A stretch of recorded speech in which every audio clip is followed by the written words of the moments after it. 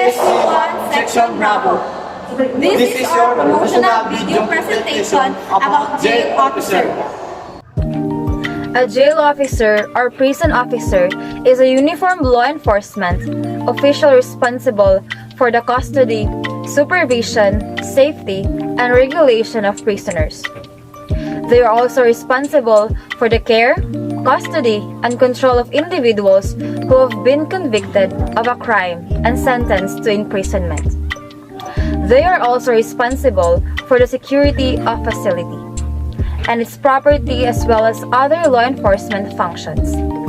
Most prison officers or corrections officers are employed by the government of the jurisdiction in which they operate, although some are employed by private companies that provide prison services to the government. Prison officers must maintain order and daily operations of the facility and are responsible for the care, custody, and control of inmates.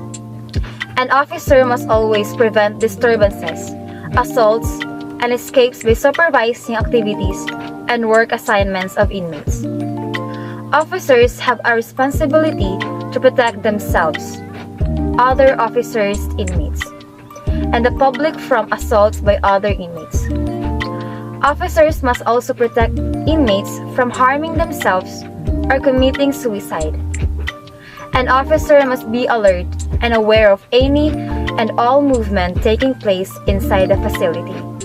The median income of all corporations is $37,690 in addition to making more than the national average income in jail officer.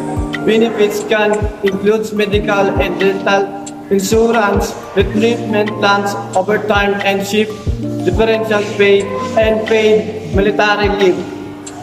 A person working as a prison officer in Philippines typically earns around 19,000 per a month. Salaries range from 8,760 lowest to 30,300 highest. This is the average monthly salary, includes housing, transport, and others. Benefits prison officer salaries vary drastically based on experience, skill, gender, or location. Jail officer duties: enforce the rules and keep order inside the prison. Of jail officer ensure rules and regulation. They maintain security by settling dispute between inmates, preventing disturbance, assault, and escape. Officer enforcer regulation through effective communication and the use of progressive sanction which involve punishment such as loss of privileges. Supervise and activities and inmates. Vocational officer supervise the daily activities of inmates. Obey the rules. They must also ensure the whereabouts of all inmates at all times. Officer also escort prisoners between the institution and guard rooms, medical facilities, and other destinations. Search for contraband items.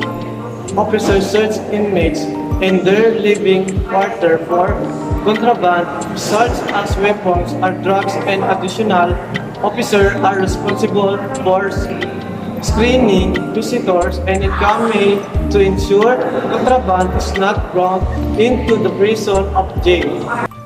Inspect facilities to ensure that they meet standards. Jail officer periodically inspect facilities. They check cells and other areas of unsanitary conditions, contraband, signs, and a security breach such as tampering with window, bars, and doors, and any other evidence of violations of the rules.